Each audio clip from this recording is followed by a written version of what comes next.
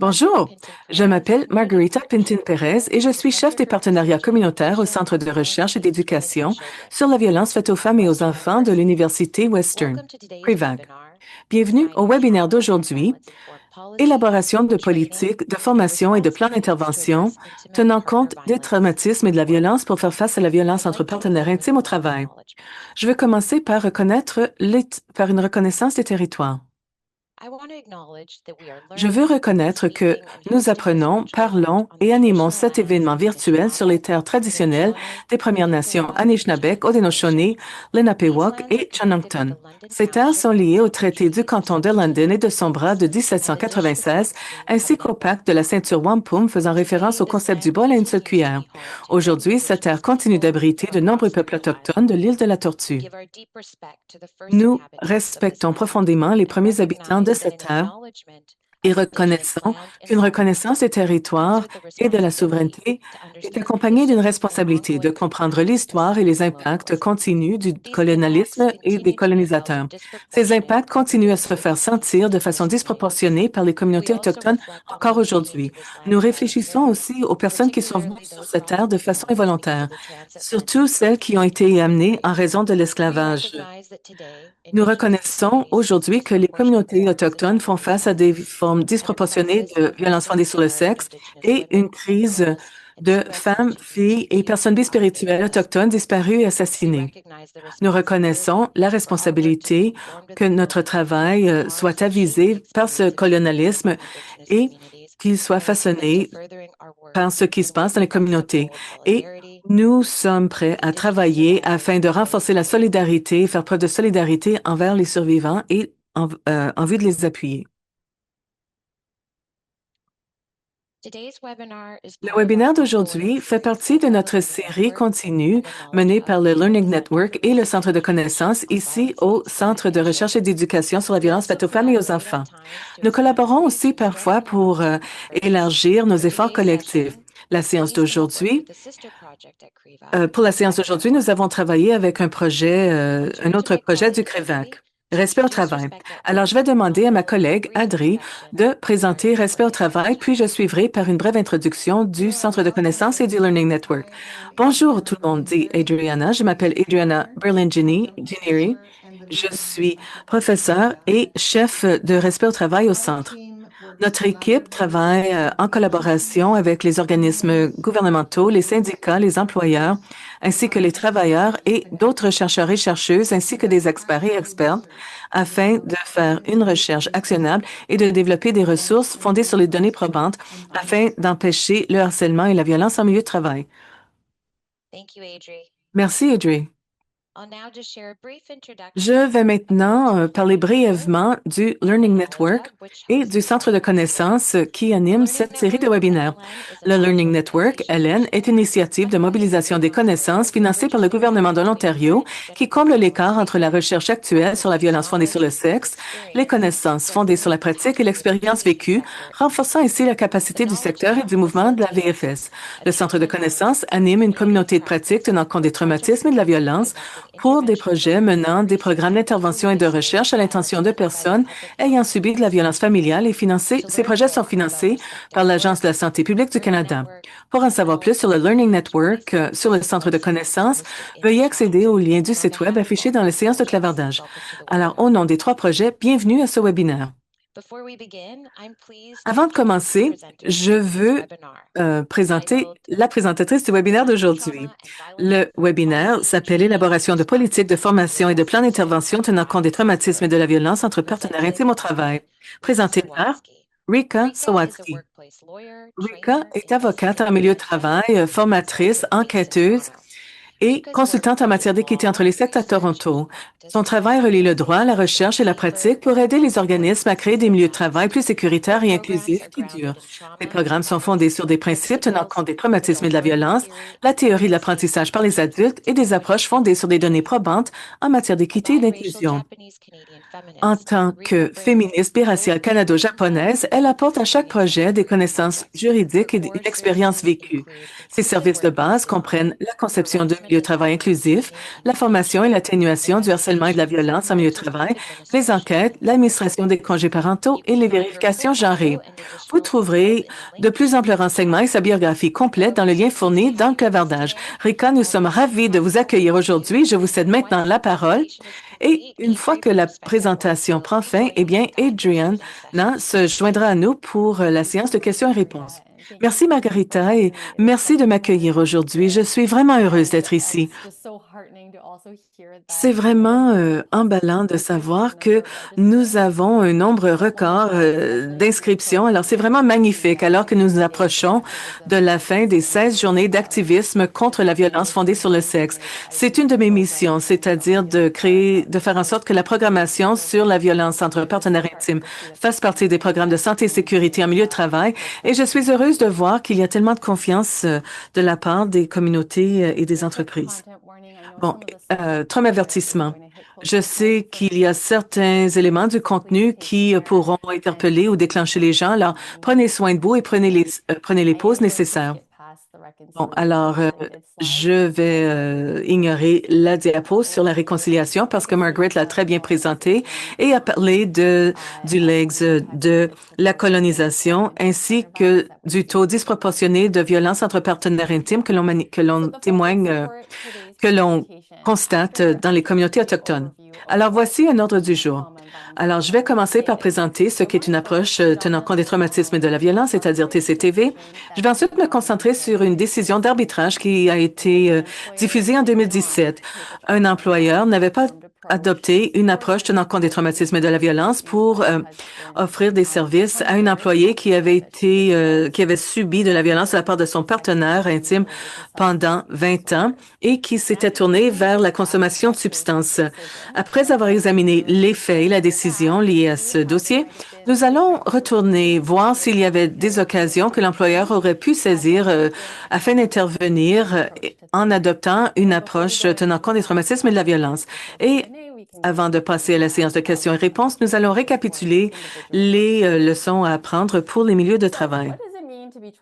Alors, qu'est-ce qu'une approche tenant compte des traumatismes et de la violence? Je sais que beaucoup d'entre vous, surtout si vous venez des ressources humaines ou des ressources avec les travailleurs, savez que le terme tenant compte des traumatismes et de la violence est vraiment un mot d'actualité, surtout lorsqu'il s'agit d'enquête en milieu de travail.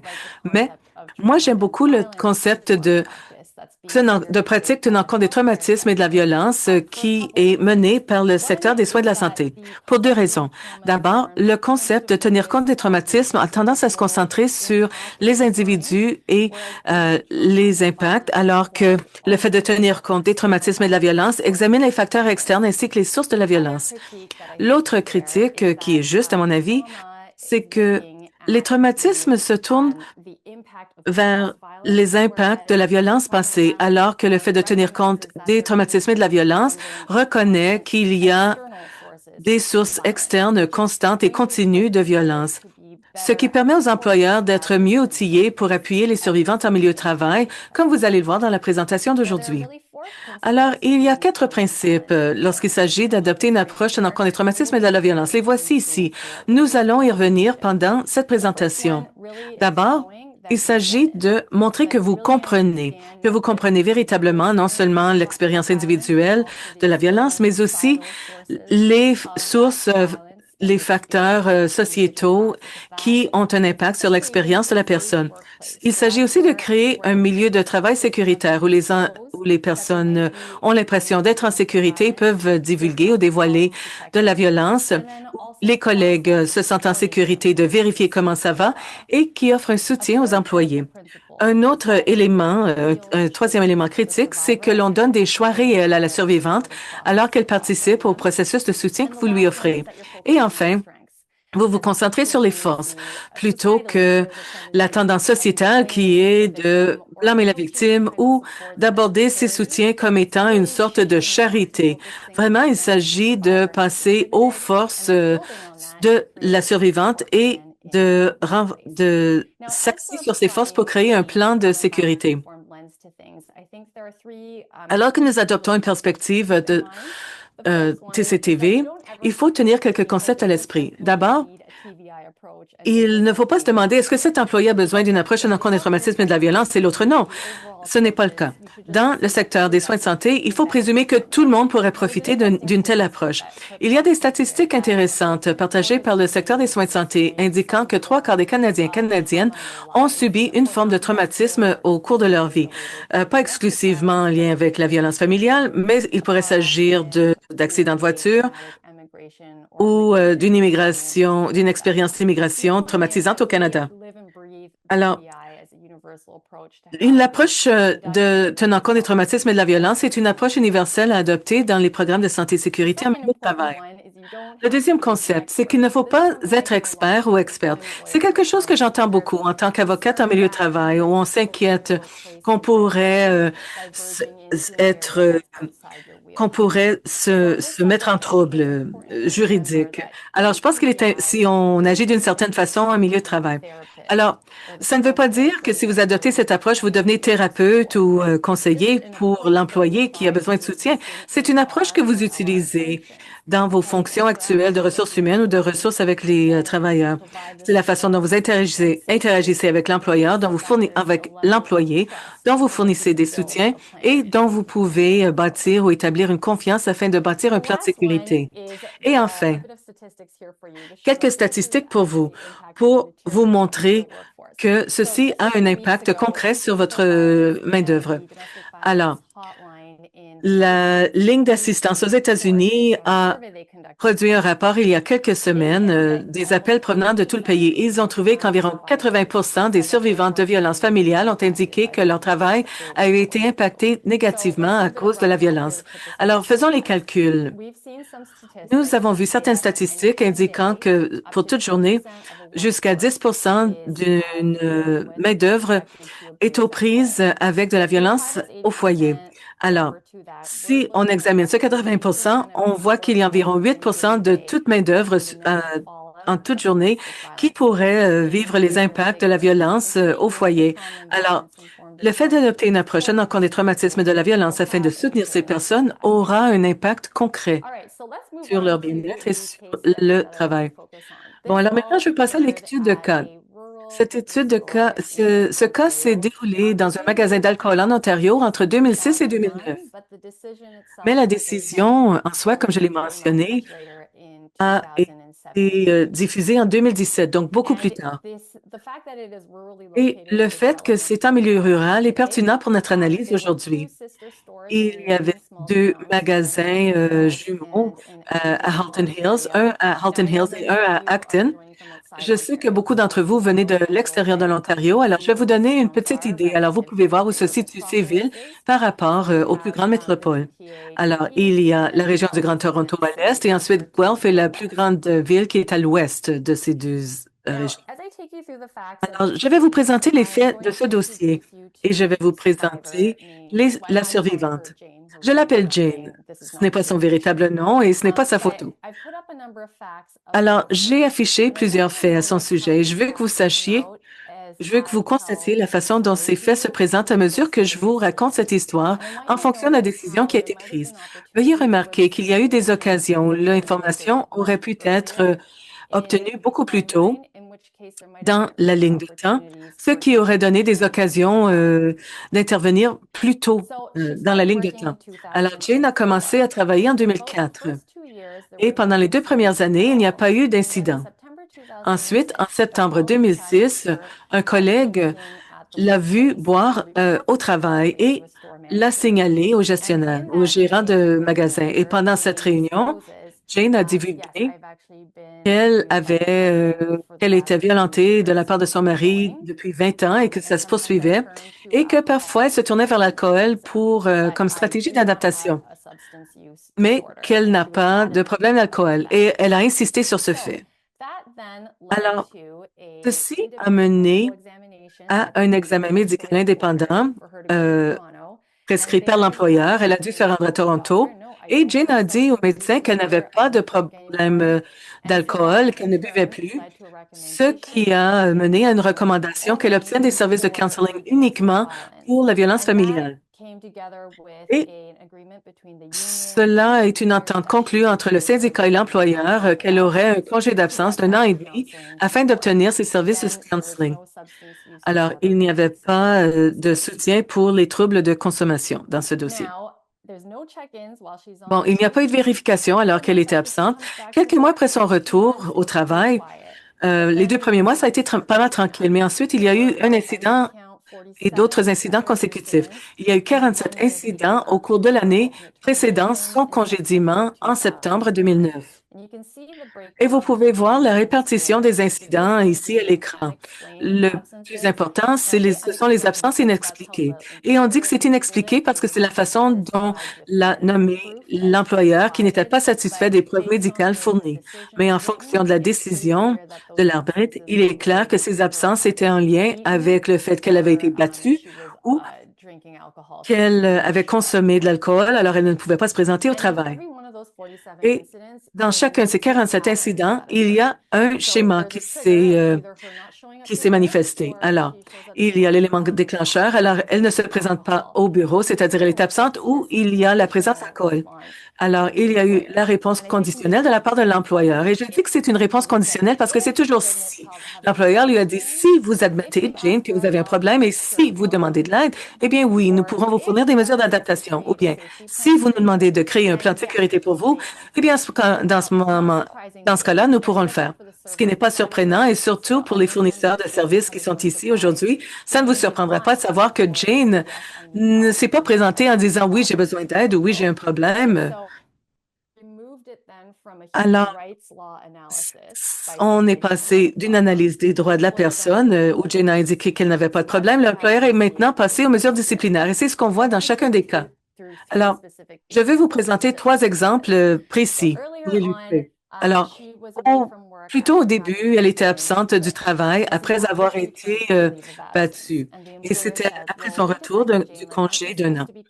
Et son employeur lui a dit, Jane, tu ne devais pas suivre des séances de counseling à Guelph. Pourquoi tu n'y vas plus? Elle a répondu, eh bien, en fait, je n'ai pas pu continuer à assister à ces séances parce que je n'ai pas de voiture et que je travaille maintenant les jours au magasin d'alcool et les nuits chez Walmart afin de pouvoir subvenir à nos besoins parce que mon mari ne paie pas les factures du tout, n'a aucune contribution financière et de plus, ma mère est décédée et je suis en deuil.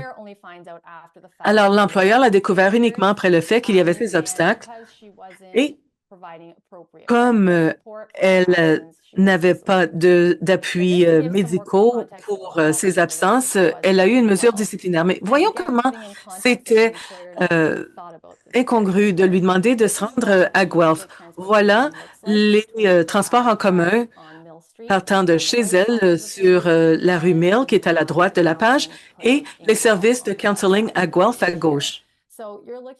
Alors, il y a un autobus qui passe à toutes les heures environ et l'aller-retour dure environ 2 heures. Alors, si elle manque un autobus, cela signifie qu'elle doit attendre 1 heure de plus avant de prendre l'autobus. Ensuite, il y a aussi le temps de transport et le temps de participer à la séance, ce qui signifie que ce n'est physiquement pas possible pour elle d'aller à des séances de counseling lorsqu'elle travaille la nuit et le jour. Un autre exemple. Le mari était venu au milieu du travail et l'avait agressée au travail. Ils ont dû appeler les services policiers, les ordonnances de restriction et Jane a fini par dire, OK, j'envisage de le quitter maintenant.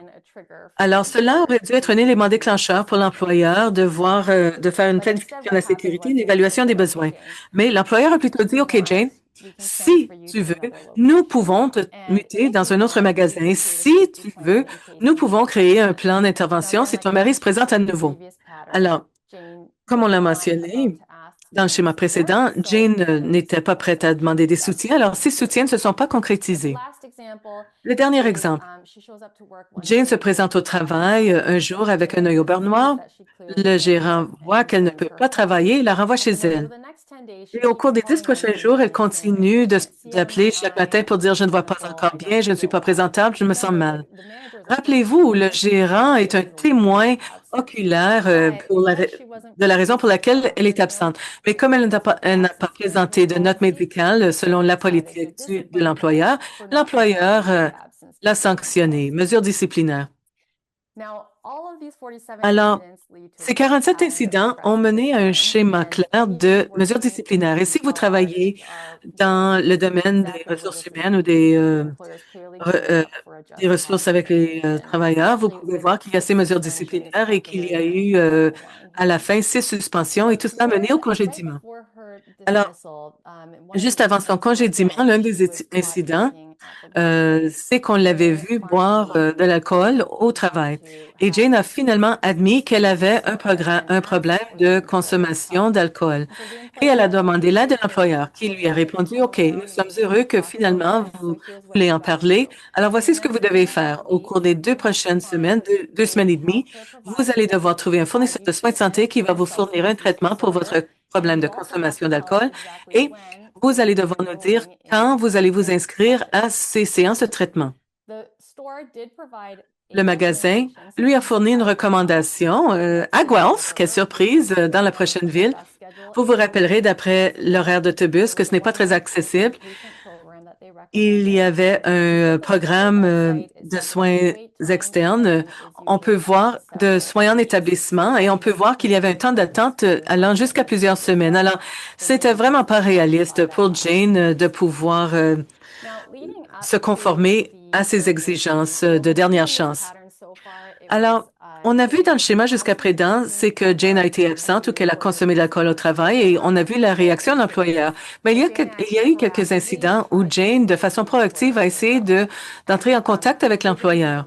Et on va examiner pourquoi c'est pertinent tantôt, mais je vais vous présenter d'abord les faits. Alors, dans un des cas, elle ne s'est pas présentée au travail le 14 juillet toute la journée. Et vers 16 heures de l'après-midi, elle s'est présentée en uniforme. Elle est venue au bureau du gérant qui était au téléphone et elle s'est assise pour lui parler en l'attendant. Il s'est écouté quelques minutes. Le gérant a raccroché et Jane s'est levée. Elle dit, je n'attends plus, je me lève et je pars. Alors, si vous travaillez en tant que fournisseur, vous allez reconnaître qu'il s'agit d'une réaction assez fréquente, surtout lorsqu'il s'agit des patients vulnérables ou clients vulnérables avec qui vous travaillez. La deuxième tentative de contact a eu lieu après la date limite où elle devait prouver qu'elle s'était inscrite à un programme de traitement. Le congédiement n'avait pas encore eu lieu à ce moment-là, mais Jane a essayé de contacter le directeur de district dans son district. Celui-ci n'était pas disponible, mais l'adjoint a refusé de prendre un message. Mais le directeur de district a fini par entendre parler de l'appel. Alors ici, vous voyez que la directrice de district est fatiguée, ennuyée. Elle n'a pas vu de progrès. Elle trouve que cet employé pose problème et c'est tout. Alors, elle ne la rappelle pas. Elle décide de ne pas gérer la situation. Elle contacte plutôt le représentant syndical qui n'arrive pas à contacter Jane ou à rejoindre Jane. Alors, la directrice de district se dit, voilà, c'est tout. Et il y a eu congédiement pour cause. Et Jane a perdu son emploi. Pendant le contre-interrogatoire de l'employeur et pendant la décision, et dans la décision, on peut voir que c'est lors de l'audience que Jane a expliqué pourquoi le fait de se rendre à Guelph pour ce programme de traitement ne représentait pas une option viable. Alors d'abord, on sait qu'elle n'avait pas de voiture. On sait aussi, et de plus, elle avait 5 animaux de compagnie à la maison qu'elle ne pouvait pas se permettre de placer quelque part. Elle travaillait aussi de nuit pour subvenir à ses besoins, alors elle aurait dû abandonner ce travail pour participer aux séances de counseling.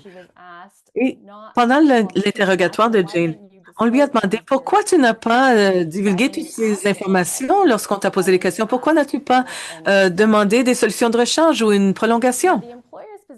Alors, la position de l'employeur ici ne tient certainement pas compte des traumatismes et de la violence. Et voici la position de l'employeur. Ceci n'a rien à voir avec les droits de la personne ni avec la violence familiale. Il s'agit d'un congédiement justifié. Alors, je veux vous donner quelques explications juridiques ici parce que il s'agit d'un contexte en milieu de travail. Il y a eu des mesures disciplinaires progressives qui sont allées jusqu'au congédiement et le syndicat n'a jamais déposé de grief contre ces suspensions ou ces mesures disciplinaires. lorsque c'est passé devant l'arbitre, on s'est demandé s'il y avait congédiement avec justification parce qu'elle n'avait pas suivi la politique d'absence et qu'elle n'était pas en bonne forme pour se présenter au travail. Voilà les deux seuls points examinés par l'arbitre. Alors, les points concernant le trouble de consommation et la violence familiale ont été mis à l'écart. On a examiné s'il s'agissait de facteurs d'atténuation qui pourraient appuyer euh, le fait de la remettre, de lui redonner son travail. Mais cela ne faisait pas partie d'accommodement dans la loi sur les droits de la personne. Alors, la position de l'employeur a été très rigoureuse. Il a dit, d'abord, elle n'a pas prouvé qu'elle a un problème de consommation de substances ou qu'elle souffre de préjudice physique lié à la violence ou qu'il y a un lien avec sa performance au travail. Ils l'ont aussi blâmé de ne pas avoir quitté son mari en disant qu'elle ne s'était pas débarrassée de la cause de ses problèmes, alors qu'on ne devrait pas lui redonner son travail. Et enfin, qu'elle n'avait pas obtenu des soutiens pour ses problèmes de consommation, qu'elle n'avait pas tiré parti du programme d'aide aux employés à sa disposition, qu'elle avait uniquement participé à un groupe d'église où elle avait parlé de ses difficultés. Alors, elle n'avait pas atténué les circonstances et par conséquent, on ne lui redonnait pas son travail. L'arbitre non plus n'a pas adopté d'approche tenant compte des traumatismes et de la violence dans sa décision. On peut voir ici clairement qu'il ne comprend pas pourquoi Jane continue à nier qu'elle a un problème de consommation de substances. Il dit, si vous n'allez pas dire que c'est le cas, eh bien, l'employeur n'a plus à vous soutenir parce que le blâme vous revient. Ensuite, chaque fois que l'employeur indiquait à la plaignante que si elle demandait de l'aide, il l'appuierait, eh bien, Jane n'a jamais saisi l'occasion. Alors, l'employeur devait faire quoi au juste, selon l'arbitre? La réponse de Jane, dans tous ces cas, est bien sûr, vous le voyez chez vos clients ou vos patients, si vous êtes fournisseur de services, elle indique qu'elle elle ne se reconnaît pas à ce moment-là et que son esprit ne fonctionnait pas à ce moment-là et qu'elle était une personne différente. Voilà son témoignage. Alors voilà l'aperçu du dossier. Alors, je voulais prendre un instant pour faire une pause et vous demander de réfléchir. Pensez-vous qu'il était réaliste pour Jane de coopérer, c'est un terme dans la loi sur les droits de la personne. Est-ce que c'était réaliste de s'attendre à ce que Jane coopère, qu'elle obtienne un soutien de la part de l'employeur tel qu'il a été présenté? Et comment une approche TCTV, tenant compte des traumatismes et de la violence, aurait-elle pu changer le résultat? Avant d'appliquer le concept de tenant compte des traumatismes et de la violence, je veux d'abord vous présenter certaines des choses qu'aurait pu faire l'employeur. Parce que le fait de pouvoir fournir un soutien tenant compte des traumatismes et de la violence à l'employé exige beaucoup de travail. Il faut jeter les bases, créer de la sécurité culturelle pour que l'employé soit prêt à venir vous voir et demander du soutien. Alors, rappelez-vous qu'il y a ces quatre concepts ici. Je n'ai pas le temps d'examiner chacun en détail, mais je vais vous présenter certains des concepts de haut niveau afin que nous puissions établir les bases sur lesquelles on aurait pu offrir des soins tenant compte des traumatismes et de la violence. Alors, il faut d'abord prouver que vous comprenez ce qui se passe. Est-ce que vous montrez à vos employés que vous comprenez ce que c'est que la violence familiale et l'impact sur les employés? Et il y a des références aux politiques et il faut qu'on fasse connaître les politiques. En tant qu'avocate, je sais que on reconnaît pas vos politiques. C'est la réalité des choses en milieu de travail. Alors, lorsqu'on parle d'avoir des politiques TCTV, ça veut dire aussi que vous fassiez connaître ces politiques à vos employés. Alors, je voudrais vous parler de 6 concepts critiques pour les employeurs à comprendre afin de euh, de voir qu'il y a du soutien de la collectivité. Tout d'abord, il faut comprendre la prévalence de cela en milieu de travail. Selon la recherche, on a trouvé il y a plusieurs années que 6,4% des milieux de travail à tous les jours, 6,6% étaient des gens qui étaient des survivantes. J'ai vu des chiffres aux États-Unis et en Grande-Bretagne qui dit que ça va jusqu'à 10,3%. Deuxièmement, ce qu'il faut comprendre, c'est comment comprendre la violence entre partenaires intimes.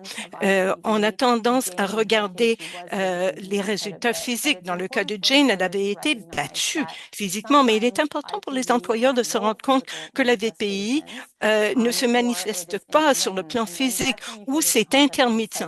Et c'est là où on voit un cycle de la violence, où il y a des poussées de violence physique. Mais entre ces moments de violence physique, ou s'il n'y a pas de violence physique du tout, il y a normalement une forme de violence constante à laquelle fait face la survivante. Le contrôle, le harcèlement au travail ou la maltraitance financière ou numérique. Et en plus, il faut pouvoir reconnaître la létalité, les facteurs de risque plus sérieux en matière de VPI ou de violence familiale. Les employeurs doivent comprendre cela parce que c'est à ce moment-là qu'on commence à faire les évaluations de risque et la planification de la sécurité. Et la loi exige que l'employeur le fasse, peu importe la participation de la survivante. Il faut remarquer combien de ces facteurs de risque n'ont rien à faire avec la violence physique. Il y a beaucoup d'éléments qui sont liés à la relation ou l'état d'esprit ou les circonstances de l'agresseur lui-même. Dans le cas de Jane, euh, on peut au moins voir trois de ces facteurs de risque, mais il y en avait peut-être plus que cela. Et il faut se rappeler que la décision n'utilisait pas une approche TCTV. Mais il est important de noter que si l'employeur avait tenu compte des traumatismes et de la violence, il aurait pu voir certains de ces facteurs de risque plus sérieux dans le cas de Jane, ce qui aurait entraîné des actions et qui aurait atténué ce qui s'est passé par la suite. Ensuite, je voudrais vous parler de la violence structurelle. Vous avez peut-être déjà vu ce schéma. Euh, Parfois, il y a plus de cercles, parfois moins, mais on parle ici du cadre socio-écologique de la violence. Et surtout au niveau sociétal, il y a ce concept de violence structurelle. Il faut cesser de regarder l'individu comme la source et la cause de la violence afin de pouvoir regarder les facteurs externes qui mènent à la violence que vit la personne. Alors, voyons quelques exemples qui touchent Jane. Il y a de la recherche du Learning Network qui a été fait il y a quelques années où on s'est penché sur les facteurs de risque pour les collectivités rurales et du Nord et aussi pour les femmes âgées dans ces milieux-là. Nous savons que les taux de violence sont beaucoup plus élevés pour elles qu'en milieu urbain. Et il n'y a pas nécessairement, mais on a tendance à voir des femmes qui se culpabilisent. Il y a des rôles de genre traditionnels, le manque d'accès, et cela amène à un plus grand isolement. En plus de l'isolement géographique lié au fait de vivre en milieu rural. Dans le cas de Jane, il y avait un manque d'accès aux ressources chez elle, et c'est pour ça qu'on voulait l'envoyer constamment à Guelph. Et il y avait ce concept d'emploi limité. Dans le cas de Jane, après avoir perdu son emploi, elle n'a pas pu trouver un nouvel emploi par la suite. Et nous savons, après des décennies de recherche, qu'avoir son propre revenu est essentiel. Et la meilleure façon d'augmenter, et c'est la meilleure façon de pouvoir quitter une relation violente. Alors, ce manque ou ces emplois limités font en sorte que c'est beaucoup plus difficile de trouver du soutien et de pouvoir choisir de partir à un moment donné. Ensuite, il y a le concept de quitter la relation. Il y a certains employeurs qui disent, bah, pourquoi elle ne part pas? Mais il faut changer d'attitude envers cela. L'objectif, ce n'est pas de faire en sorte que l'employé quitte sa relation, mais plutôt de lui donner du soutien, peu importe sa décision. C'est important pour plusieurs raisons. En moyenne, il faut 7 tentatives pour quitter une relation avant de pouvoir quitter une fois pour toutes. Et deuxièmement, on a vu dans les facteurs de risque euh, euh, euh, le f- on a vu dans les facteurs de risque que c'est très dangereux de de quitter l'auteur et ça peut mener à l'homicide. Ensuite, il y a les impacts de la santé. L'employeur a dit qu'elle n'a pas fourni des preuves médicales, des répercussions sur sa santé qu'elle vivait. Et ça, c'est ce qui se passe lors une audience. Mais nous, on ne devrait pas demander ces preuves comme pour soutenir les employés. Selon l'approche TCTV, on présume qu'il y a des interactions et des besoins qui se recoupent, des besoins d'aide, même avant que ne vienne vous voir. On ne présume pas que l'individu fait face à tout cela, mais il ne faut pas mettre le fardeau de la preuve sur l'employé, le fardeau de prouver qu'elle a besoin d'aide. Cela érode la confiance dont on a besoin et à ce moment-là, il y a plus de résistance, plus de gaspillage de temps et on rate de bonnes occasions. Je pense que le commentaire de Jane, c'est que sa tête ne fonctionnait pas, qu'elle n'était pas la même personne. Ça a beaucoup de sens parce qu'elle composait avec beaucoup de conséquences physiques, des agressions physiques, surtout des traumatismes crâniens. Et il y avait aussi le mécanisme d'adaptation qu'elle utilisait, c'est-à-dire de boire. Alors, regardons le deuxième principe de sécurité culturelle. Il y a 4 points. Il faut la sécurité de pouvoir divulguer, de permettre aux collègues de parler à la surveillante et il faut que ce soit la sécurité pour faire le travail et la sécurité liée aux interactions. Tout d'abord, il faut créer un milieu sécurisé pour dévoiler. La peur des représailles, c'est légitime, c'est réel. Le rapport que j'ai mentionné est sorti des États-Unis. On a vu que qu'entre 60 et 65 des employés devaient faire face à des conséquences négatives après avoir divulgué au travail. C'est pas surprenant et ça a un impact disproportionné sur des employés noirs.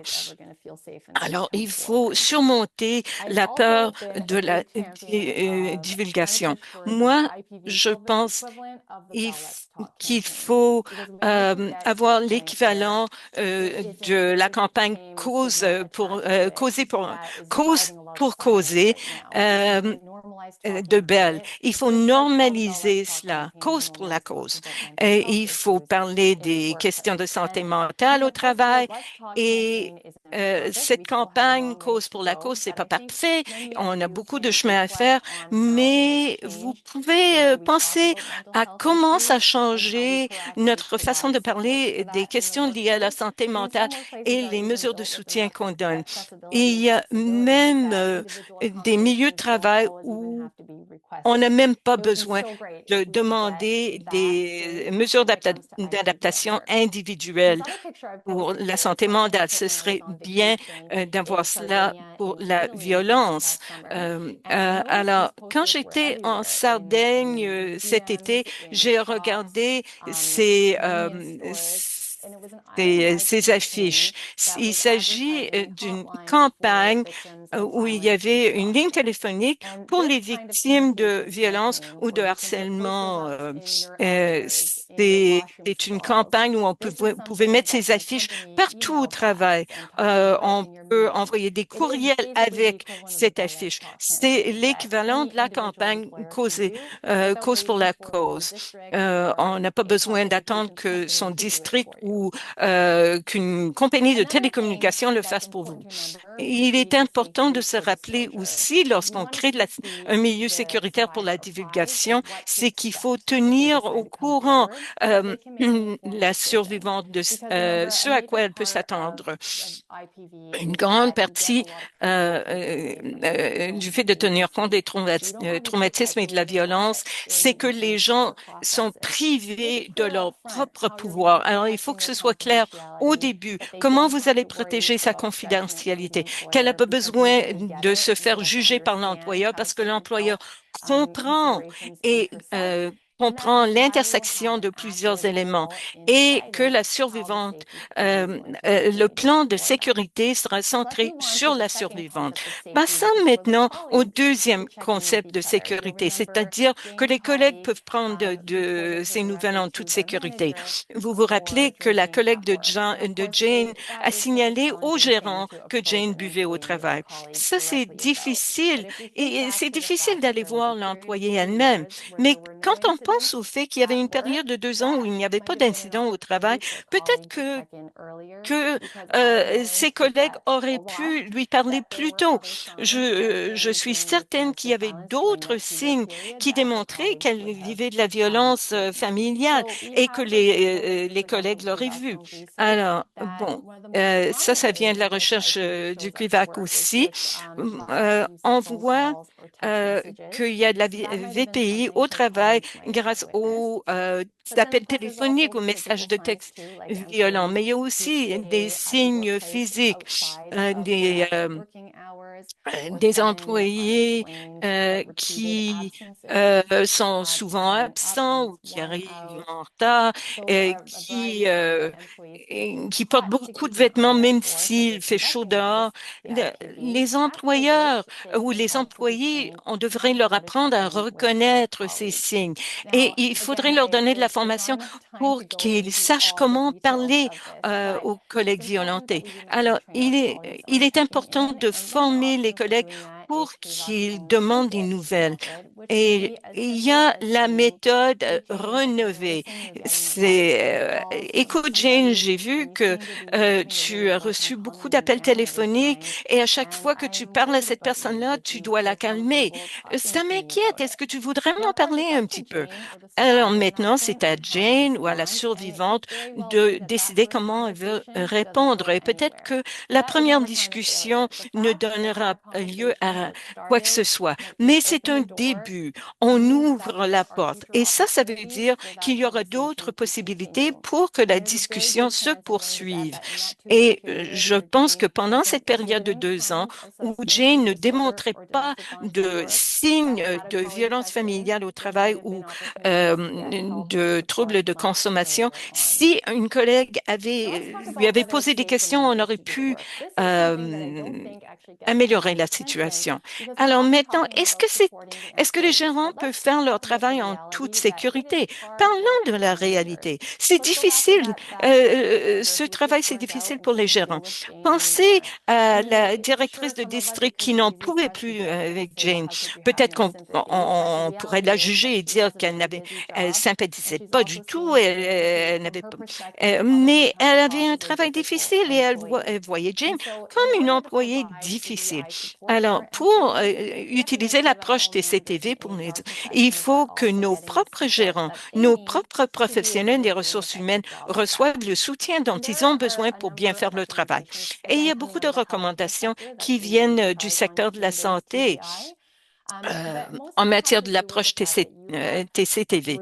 Euh, bon, il faut au moins avoir une personne avec qui on peut travailler. Dans le cas de la directrice de district, il aurait fallu qu'il y ait au moins une autre personne qui était au courant du cas de Jane et qui pourrait la remplacer pour composer avec Jane. Si la gérante ou la directrice souffrait de burn-out, elle aurait pu demander à quelqu'un d'autre de l'aider. Bon, ça permet, on aurait pu identifier des obstacles.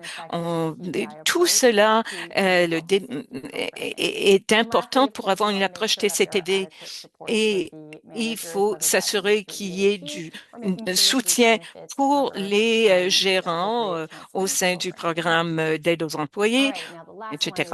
Alors, finalement, est-ce que vous renforcez la sécurité dans votre processus? Et là, c'est au moment où le gérant et l'employé sont en train de travailler ensemble. Il faut que le gérant puisse voir quel est son propre état d'esprit et est-ce qu'il est en mesure de pouvoir aider la survivante. Alors, si vous n'êtes pas capable, idéalement, il y aurait un collègue qui pourrait vous remplacer.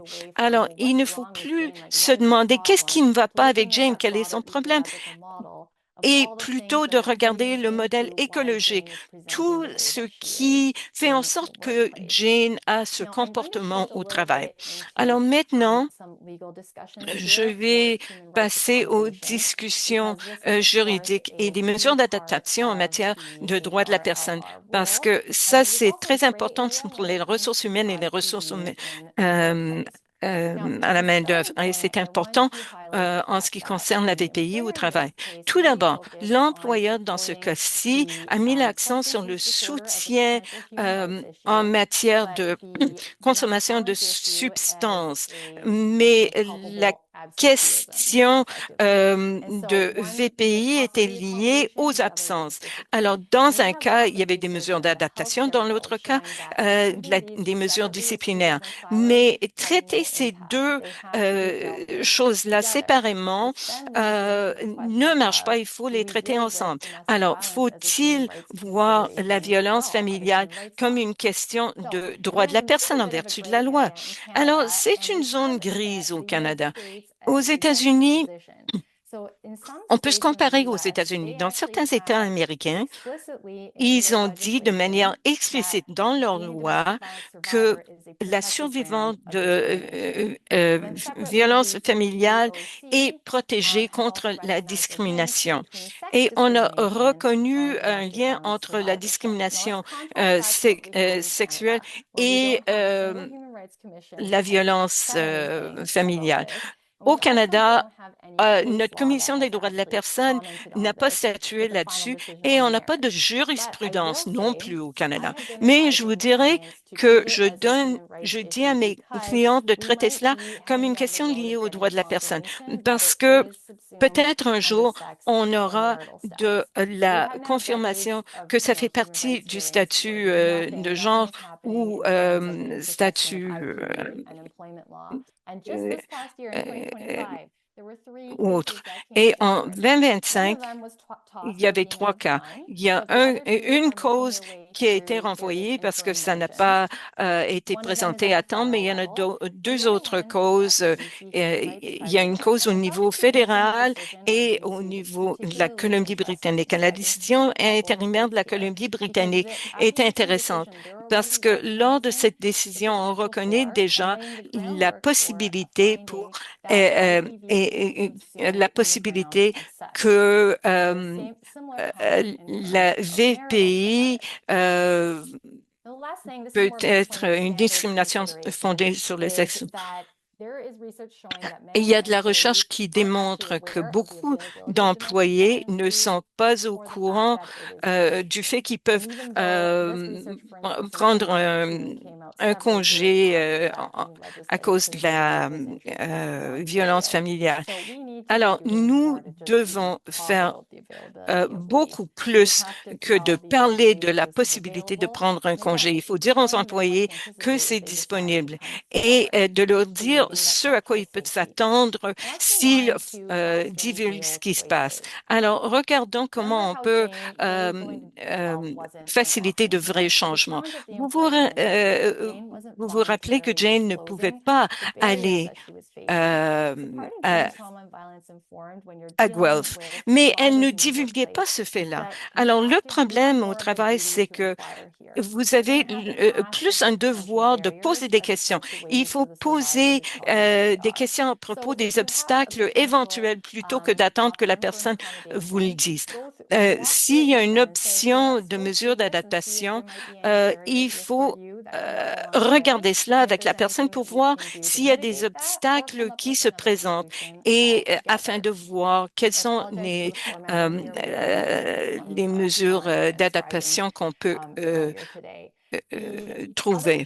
Alors, l'autre chose, surtout pour les collectivités rurales, rurales, c'est important donc pour les employeurs d'être au courant des ressources qui existent dans ces collectivités-là.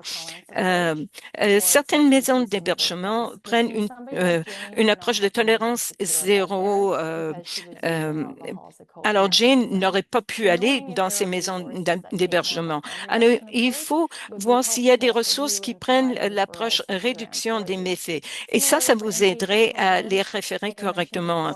Les programmes de soins en établissement, il y en a beaucoup plus qui prennent une approche multidisciplinaire et ils utilisent une approche qui traite à la fois les problèmes liés à la consommation des substances et à la violence familiale. Et il faut finalement, il ne faut pas blâmer la victime et fournir des moyens axés sur les forces. Jane vit depuis plus de 30 ans avec un mari qui la maltraite. Ça prend beaucoup de compétences de survie.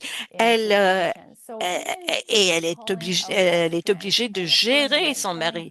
Alors, mettre l'accent sur ses forces et lui dire bravo peut créer cette confiance de base. Et puis, finalement, un plan de sécurité qui correspond à sa vie est beaucoup plus efficace que de lui demander de tout laisser tomber et d'aller dans la ville à côté pour aller chercher du traitement. Et maintenant qu'on a ce fondement, disons qu'on avait fait tout cela. Revenons au fait et voir comment ça aurait pu être différent pour Jane. Voici ce qui est arrivé. Et je vous ai demandé tout à l'heure si vous avez remarqué des occasions manquées. Parlons de la première période de 2 ans où il n'y avait pas d'incident du tout. Qu'est-ce qui aurait, qu'est-ce qui serait arrivé si les politiques au travail avaient été telles que qu'elle voyait que le magasin comprenait ce qui se passait. C'était pas la faute de Jane, qu'il y aurait de la confidentialité, elle serait pas jugée. On reconnaissait ses problèmes de consommation et ses problèmes de violence. Si on avait montré cela à Jane et aux autres collègues au début, elle aurait peut-être pu se sentir assez en sécurité pour demander l'aide du magasin beaucoup plus tôt, même pendant la première période de 2 ans.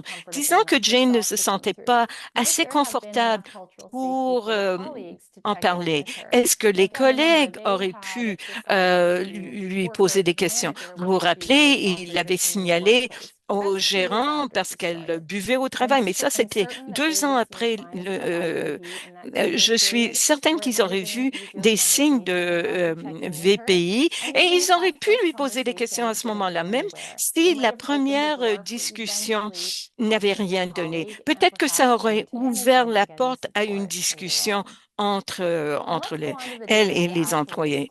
Allons plus loin.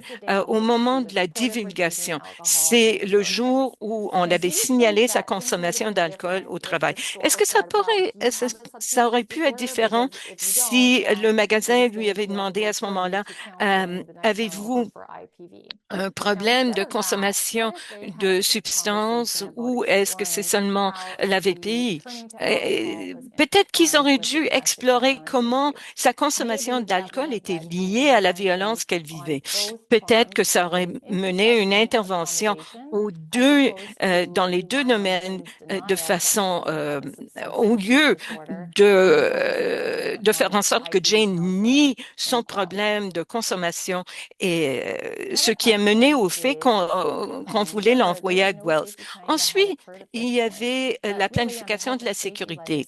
En vertu de la loi en matière de sécurité au travail, une fois qu'il y a la divulgation de la violence familiale, il est important pour l'employeur de commencer à faire un plan de sécurité. Pas seulement pour Jane, mais pour les autres employés, parce que vous vous rappelez, plus tard, le mari est arrivé au travail et il y avait une agression qui a eu lieu sur les lieux du travail et il n'y avait pas de plan de sécurité, même si l'employeur était déjà au courant que Jane avait un conjoint violent. Alors, passant à la période de son congé officiel. Alors, euh, l'employeur n'avait pas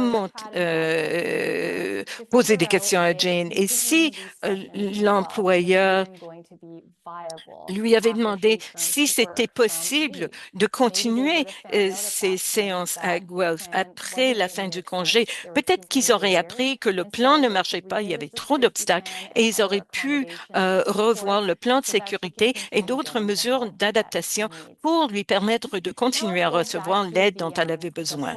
Alors, revenons au retour au travail. Il y avait quelques mois où il n'y avait pas d'événement et tout d'un coup, euh, il il y avait une augmentation énorme d'événements. Euh, et si à ce moment-là, il s'était rendu compte qu'il y avait clairement beaucoup d'obstacles dont on n'avait pas tenu compte, et s'ils avaient vu, et s'ils étaient allés parler de manière proactive à Jane pour lui dire qu'ils étaient là pour la soutenir. Et même si Jane continuait à dire non, ça va, j'en ai pas besoin, il est important de se rappeler qu'en vertu de la loi sur la santé et sécurité au travail, l'implication de l'employé n'est pas du tout importante.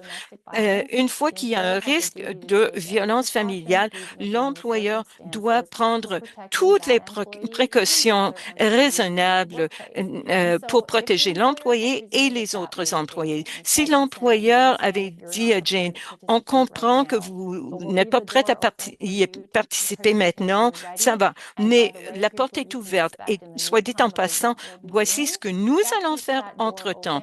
Cela permet de garder la porte ouverte à sa participation éventuelle. Alors, avant qu'elle avait raté la date limite. Et si, au lieu d'avoir discipliné Jane parce qu'elle n'avait pas donné de billets médicaux liés à son absence de 10 jours, et si le magasin avait reconnu qu'elle était absente pour des raisons légitimes, et au lieu de mettre en place des mesures disciplinaires, si on avait reconnu qu'il y avait une montée de la violence, ça aurait été un moment pour faire une évaluation du risque et réviser le plan de sécurité. Alors, revenons aux deux dernières fois que Jane avait essayé de parler à l'employeur. Vous vous rappelez de l'appel téléphonique où elle a attendu et puis elle est partie parce que le gérant n'avait pas terminé l'appel. Vous vous rappelez, Jane, euh, elle vient d'un milieu où son mari est en train de lui voler son autonomie, son estime de soi. Et au travail, son employeur ne comprend pas ce qui se passe. Alors Jane s'est dit, ah, c'était difficile de me rendre au travail, mais je me suis quand même rendue au bureau. Mais l'employeur ne m'a même pas reconnue. Alors elle est partie. Alors, je m'inspire des témoignages dans le secteur de la santé où les fournisseurs de services travaillaient avec des gens et ils ont vu ce genre de comportement. Ça semble être de l'impatience, mais c'est ce qui est de plus logique pour la personne. Même si le gérant n'avait pas pu raccrocher le téléphone, il aurait au moins pu reconnaître que Jane était là et lui demander d'attendre. Peut-être qu'elle serait restée au bureau plus longtemps pour continuer la discussion. Et la directrice de district, vous vous rappelez que la directrice n'a pas rappelé Jane et l'a congédiée, tout simplement. Mais si cette directrice avait eu un collègue qui était au courant de la situation de Jane et la directrice avait pu appeler à sa collègue pour que cette personne-là appelle Jane. À ce moment-là, il y avait peut-être la possibilité de discuter avec Jane de ses besoins. Alors, voici toutes les questions qui me viennent à l'esprit quand je regarde des cas, des situations comme celle-ci. Et je vous demande, pensez-vous que le résultat aurait été différent si on avait sauté sur ces occasions plus tôt. Alors, qu'est-ce que ça veut dire pour les employeurs au travail? Le thème d'aujourd'hui, on se concentre sur les politiques, les plans d'intervention et la formation. Pour vos politiques, il faut montrer que vous comprenez ce qui se passe et vous communiquez aux vos employés que vous comprenez. Donc, tous les employés doivent être au courant des politiques. Du côté formation, nous voulons nous concentrer sur la formation des employés pour que les surveillants se sentent en sécurité, que les collègues se sentent, ont l'impression de pouvoir prendre des nouvelles de la collègue. Et on veut aussi que les gens puissent se sentir en sécurité de fournir des services à ces employés parce que ça peut être du travail traumatisant et épuisant pour les gens qui offrent du soutien. On veut aussi apprendre à faire la distinction entre une approche axée sur les mesures d'adaptation et une approche axée sur les mesures disciplinaires. Et enfin, plan d'intervention. C'est ici où vraiment on fait la promotion des véritables choix. On se concentre sur ce qu'on peut faire pour appuyer l'employé plutôt que de la blâmer ou de d'adopter une approche de charité. Bon, je veux vraiment prendre une vue d'ensemble ici, à savoir où se trouvent les choses dans un programme assurant la sécurité des employés. Alors, ceci fait partie d'un programme axé sur la violence entre partenaires intimes, mais ce n'est pas le tout. J'ai hésité à intégrer cette diapo dans le diaporama parce que je ne voulais pas vous donner l'impression qu'il fallait avoir toutes ces ressources pour gérer l'enjeu et pour certains milieux de travail, ce n'est pas réaliste. Mais en fait, ce n'est pas le message à retenir ici. D'une part, l'approche tenant compte des traumatismes et de la violence, c'est un processus d'apprentissage continu et l'équipe continue de miser sur ce processus et vraiment de le transformer ou de façon à ce que de se l'approprier. Il y a des ressources qui sont à votre disposition, y compris des ressources gratuites qui figurent sur la feuille de ressources qui a été distribuée avec le matériel de la présentation. Et s'il y avait un point à retenir, je dirais qu'il faut retourner à la conversation. Il faut commencer à en parler. Il faut commencer à vraiment essayer de cibler la stigmatisation et de l'atténuer pour que les gens se sentent en confiance pour faire une divulgation au milieu de travail. C'est ce que je recommanderais, c'est de commencer à lancer la conversation pour que les gens ne se sentent pas aussi isolés. Et le fait que beaucoup d'entre vous êtes ici aujourd'hui, vraiment, ça me réchauffe le cœur. C'est une excellente première étape. Je sais que j'ai un peu dépassé mon temps, mais je veux partager une anecdote. Il y a environ 7 ans, alors que j'étais encore associée sur la Rubé, j'ai essayé de donner à nos clients de société une présentation sur la violence familiale en milieu de travail. Et quelques partenaires sont venus me dire que leurs clients ne voulaient pas en entendre parler, que cela allait nuire à leur pratique et à leur réputation, qu'une entreprise ne veut pas se faire dire comment gérer les problèmes personnels ou la vie personnelle de leurs employés. Et je suis tellement ravie de voir les gens qui sont ici aujourd'hui parce que ça prouve qu'ils avaient tort. Ça prouve qu'il y a un intérêt, que les gens veulent s'investir afin d'aborder le sujet de la violence, mais la violence entre partenaires intimes au travail. Alors, c'est une excellente façon de terminer ces journées de militantisme. Alors, je vous remercie d'être ici et de vous intéresser à ce sujet et de m'accueillir. Nous pouvons maintenant passer à la séance de questions et réponses. Merci tellement, Rika. Comme Rika l'a mentionné, nous passons à la séance de questions et réponses. Nous vous encourageons à continuer à soumettre vos questions. Nous allons essayer d'aborder autant de questions que possible et nous allons faire de notre mieux pour y arriver. Bon, avant de commencer, Rika, je veux vous remercier. Je suis tellement heureuse que vous nous ayez donné cette vue d'ensemble, cette dernière diapo. On parle souvent d'un parcours. Il faut commencer quelque part et c'est ce que vous avez dit à la fin de votre présentation. Et les milieux de travail doivent aspirer à commencer là où ils le peuvent. et d'apprendre en cours de route. C'est un enjeu complexe. Vous avez partagé des façons concrètes d'aller de l'avant et des façons concrètes d'améliorer la sécurité. Et encore plus important, d'établir la confiance, ce qui se développe au fil du temps. Alors, merci. Bon, alors passons maintenant à certaines des questions.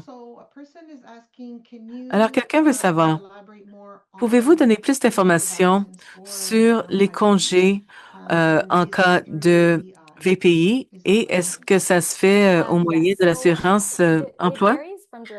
Eh bien, ça varie d'un territoire à l'autre. Par exemple, en Ontario, il y a un congé payé de 5 jours, suivi de, je crois que c'est 10 semaines, j'oublie,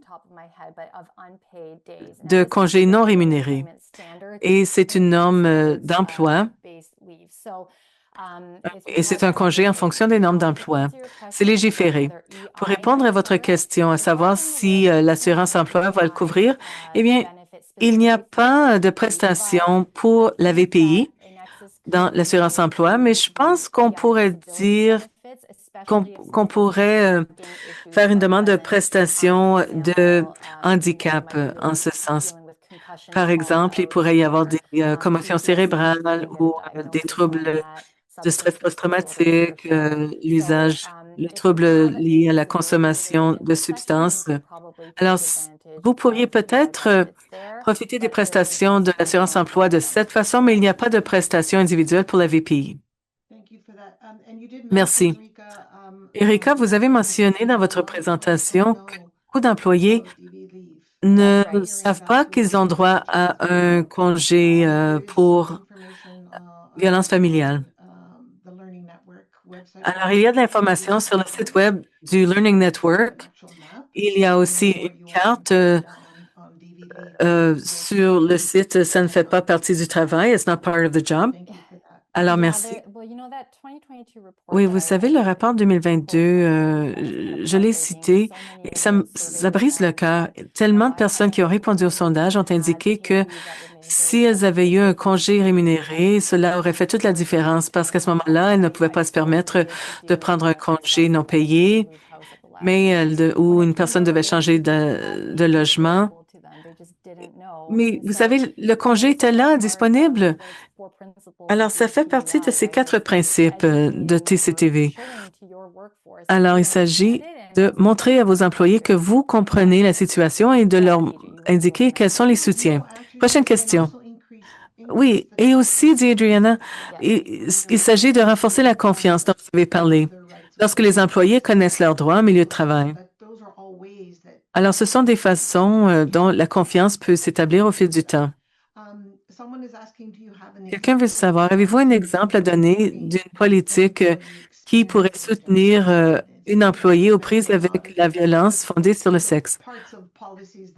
Vous avez parlé des parties de politique qui sont importantes et des composantes concrètes qui doivent en faire partie. Oui, il y a un gabarit de politique sur le site web du CREVAC, mais quelques mots d'avertissement. Alors, lorsque vous remplissez la case pour la juridiction fédérale, vous aurez besoin d'un avocat pour s'assurer que les changements que vous allez mettre sur place, mettre en œuvre, se conforment à ce qui est en vigueur dans votre province ou territoire. Et il faut aussi que la politique soit logique pour votre milieu de travail. Alors, suivre un gabarit, tout simplement, ça ne donnera pas nécessairement les résultats escomptés. Il faut faire le travail pour créer les procédures sur la façon dont la politique se déroulera au milieu de travail. Si vous êtes une organisation de taille qui a un département de la sécurité, un service chargé de la technologie de l'information, des ressources humaines, de l'entretien, eh bien, toutes ces personnes devraient participer à la programmation contre la violence, de lutte contre la violence entre partenaires intimes, parce que chaque personne aura peut-être à agir à un certain moment. Alors, il faudra déterminer qui sont les différents acteurs dans votre milieu de travail et établir leur rôle individuel.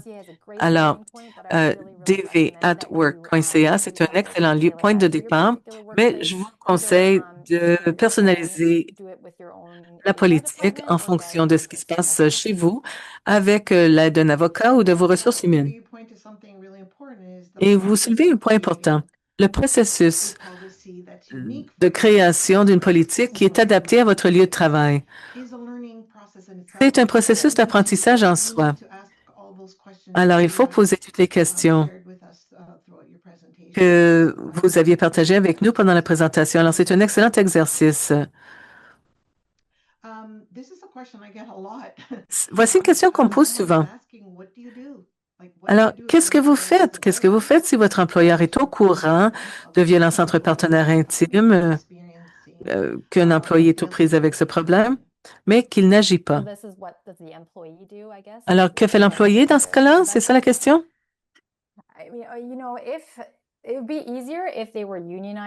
Ce serait plus facile si les employés étaient syndiqués. Je pense que les syndicats font un très bon travail lorsqu'il s'agit de mener le travail, les mesures et les discussions.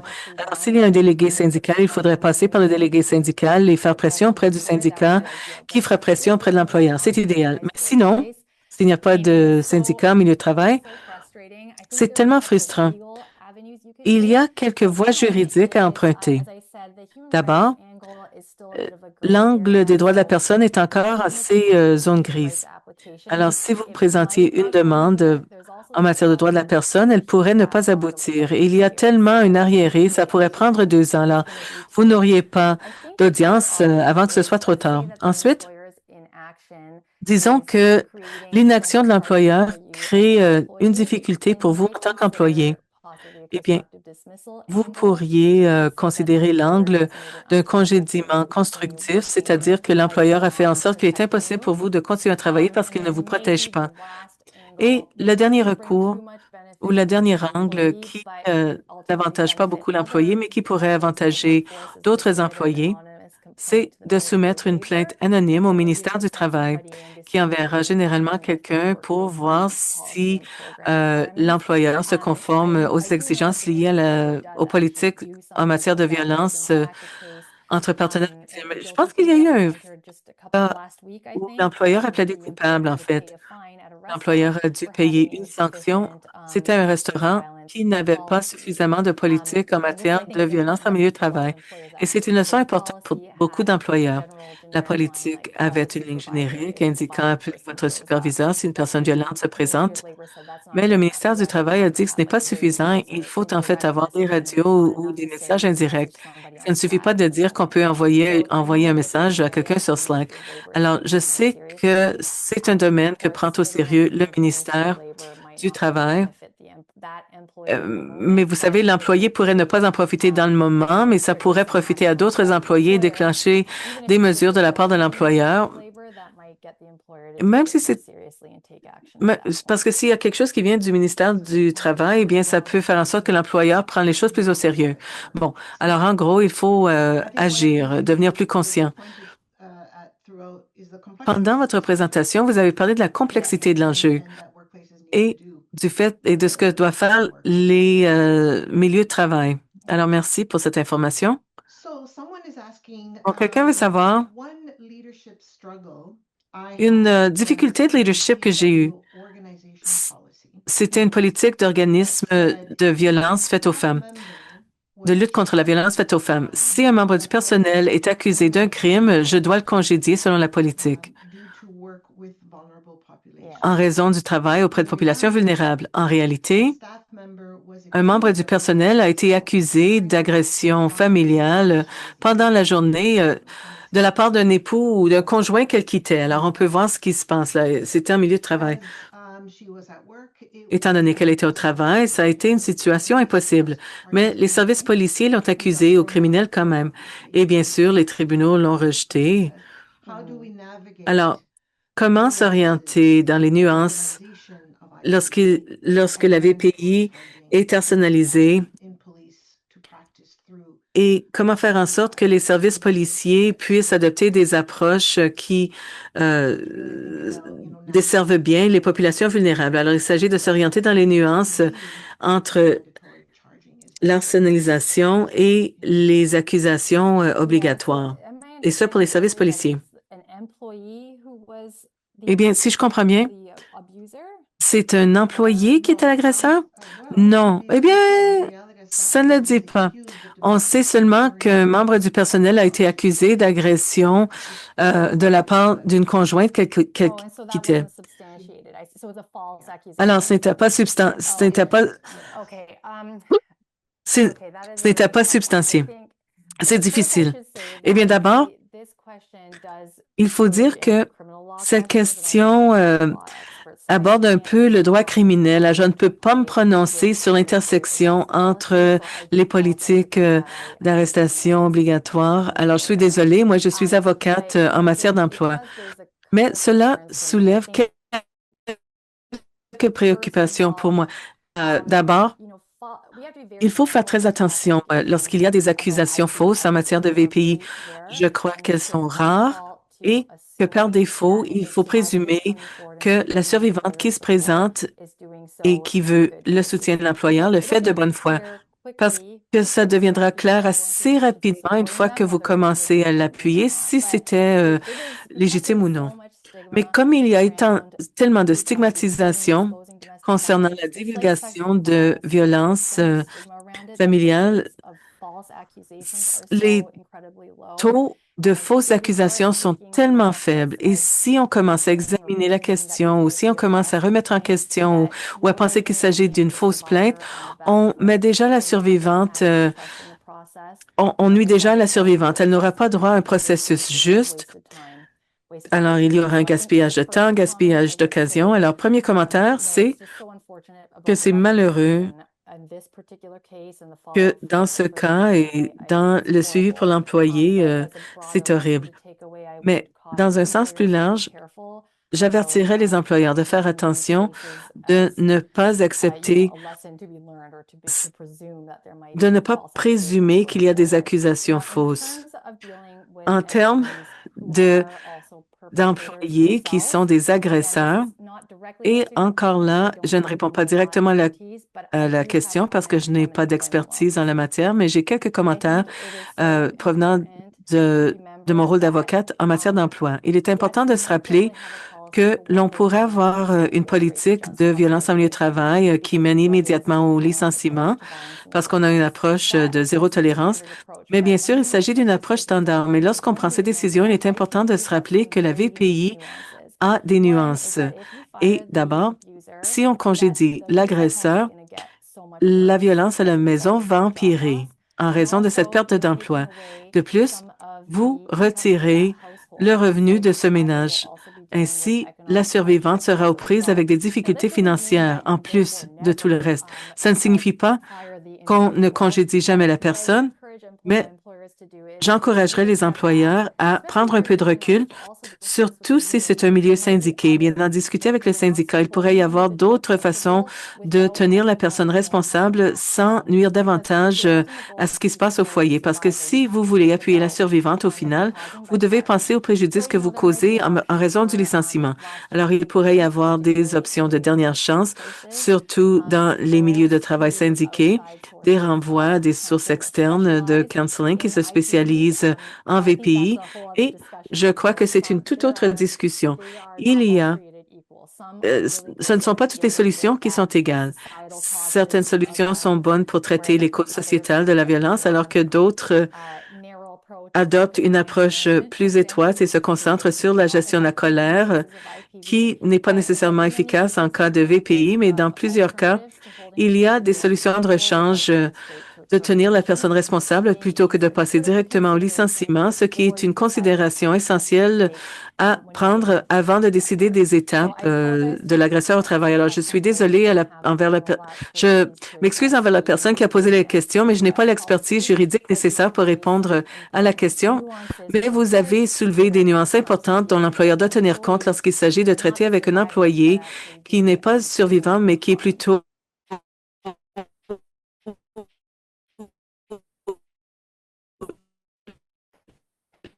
l'agresseur. Merci beaucoup. C'est une lacune, justement, dans la loi à travers le pays et dans d'autres pays aussi. Mais la réalité, c'est qu'il y a des agresseurs au travail aussi et il faut en tenir compte lorsque on met en pratique des approches ou des politiques. Le site web d'Evie at Work, peut-être que vous allez voir que ce n'est pas encore ouvert en ce moment, ou ce n'est pas ouvert en ce moment parce qu'on travaille là-dessus pour réunir tout ce qu'on a fait, toute la recherche qu'on a fait, tous les outils qu'on offre, on veut les mettre sur un même site. Mais ce sera fermé temporairement pour ce faire. Mais c'est un site web très utile. Sachez qu'on est toujours en train de travailler au centre et on essaie toujours d'aller plus loin pour que ce soit une bonne expérience pour tous les gens qui visitent notre site web. Et il nous reste encore un peu de temps. Et voici une autre question intéressante.